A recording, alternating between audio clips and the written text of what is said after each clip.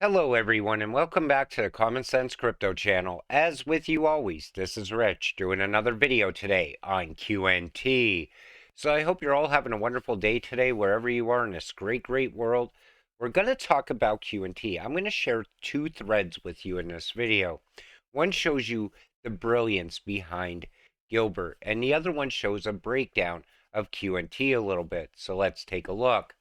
While no direct partnerships yet, it's interesting to look into what lays between the lines connected to them, QNT and EWT. The UN, Oracle, Rockefeller, R3, Inotba, Hyperledger, EU Commission. And if you take a look at this is how you could see the new financial system forming as well. Everything coming together little by little. I always tell you, you're early on these cryptocurrencies. But because you're early, it's an exciting time. You get to watch the new financial system get built. Today, I was very pleased to hear the official approval of the Secure Asset Transfer Protocol working group in the IETF. This has been a tremendous effort over the last 2 years, working with Thomas Harjano from MIT, Connection Science, Martin Hargraves, Wes Hardiker, and colleagues from Intel, IBM, EY News, etc. This working group is also co-chaired by Quant Network's very own Claire Facer. This journey into IETF started in early 2003 while at CSC, Computer Science Corporation, working as a security architect across private and public sector. I was concerned about the security of our underlying internet protocols we rely on daily. We just didn't build in effective security at the core and since had to implement multiple security workarounds to manage this. I feel what Gilbert is looking at here is Web3 and security, plus payments in the future as well.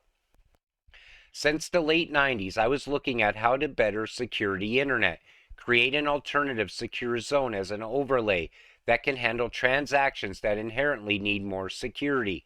The way forward was to create a new protocol that can route and secure these type of payments or transactions. The main methods to creating a protocol are create a product which is widely used, which then becomes the adopted standard for that particular use case. Example, Napster for P2P. Create a protocol openly with no restrictions and embed it in systems which are used. I feel Gilbert is pioneering in a very big way as far as Web3. I can see what he sees here.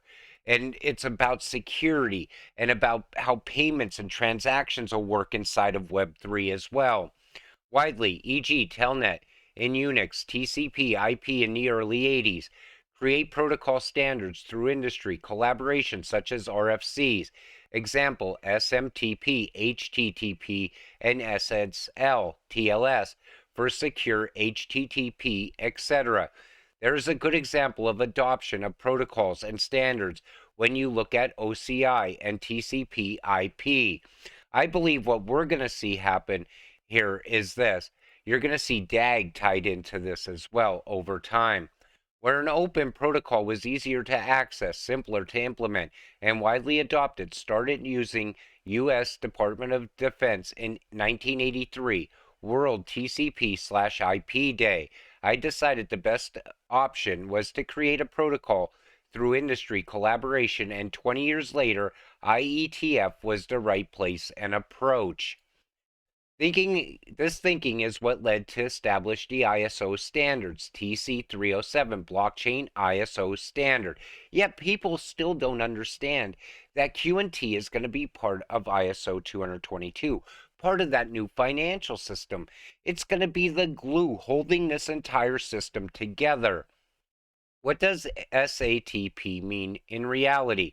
We're on a journey in transformation to an internet of DLT networks, providing better security which will coexist with internet networks.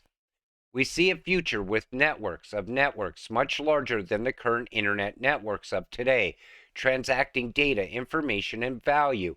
SATP will be a core infrastructure akin to internet routers, operating like BGP today.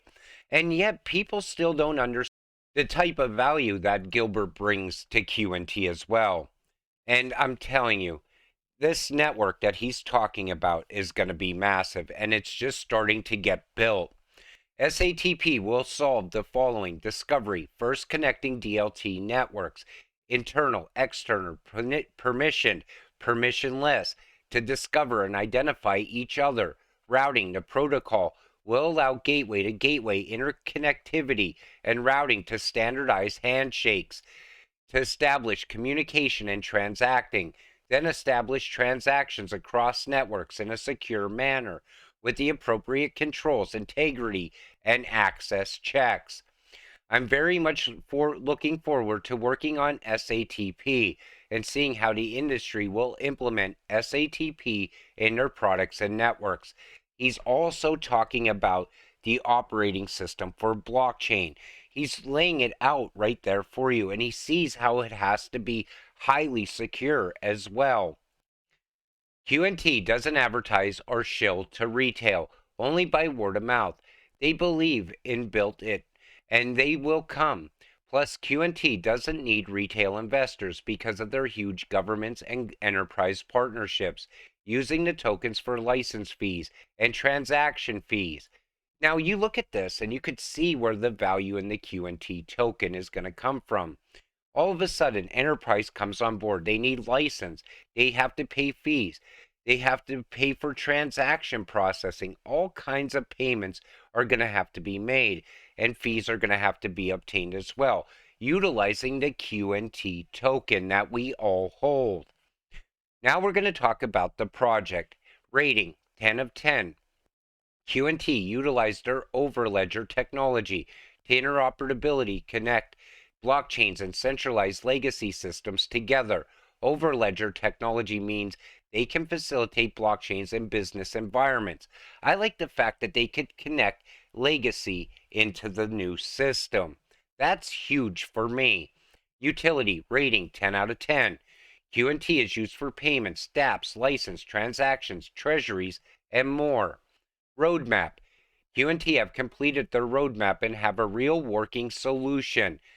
Real world use case, real world utility.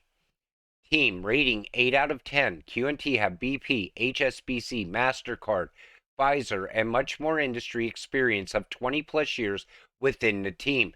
Gilbert alone sells it for me. That makes me want to buy even more when you hear him talk. Social rating 8 out of 10. QNT have 119,000 Twitter followers, 250 to 500 likes per tweet on average. I believe people are coming around and starting to realize what QNT is, starting to realize how valuable it's going to be in the future. Tokenomics rating 10 out of 10. 14.612 million QNT can ever exist. Only around 68K tokens still to be released. And as enterprise comes on board, there could be a massive shortage of QNT. And that's going to really skyrocket the price. Partnerships rating 9 out of 10. QNT partners include Oracle, Nexi, LAC Chain, and LCX, real world business partnerships. LCX is another great investment. I believe that's going to be a crypto that'll hit $100 in the short term as well. Exchanges Binance, Coinbase, Crypto.com, Kraken, Gate.io, KuCoin, and more list QNT. Summary overall rating 9.3 out of 10. QNT seemed to be looking to become the Microsoft of the blockchain industry, acting as an operating system, platform, and providing all interoperability within, with their platform already being implemented in the real world.